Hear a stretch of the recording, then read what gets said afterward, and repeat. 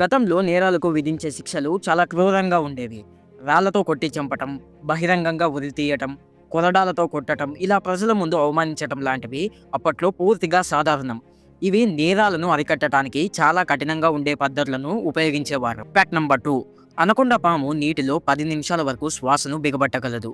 ఇలా శ్వాసను బిగబట్టి అది నీటిలో దాక్కుని చిన్న జంతువులపై హఠాత్తుగా దాడి చేయడానికి సిద్ధంగా ఉంటుంది. Fact number 3. మన శరీరం దాదాపు ఒక రోజులోనే 1 లీటర్ సలైవాను ఉత్పత్తి చేస్తుంది. ఇది ఆహారాన్ని రుచి చూడటానికి, ఫుడ్ను ఈజీగా డైజెస్ట్ చేయటానికి, పళ్ళను బ్యాక్టీరియా నుంచి రక్షించడానికి సహాయపడుతుంది.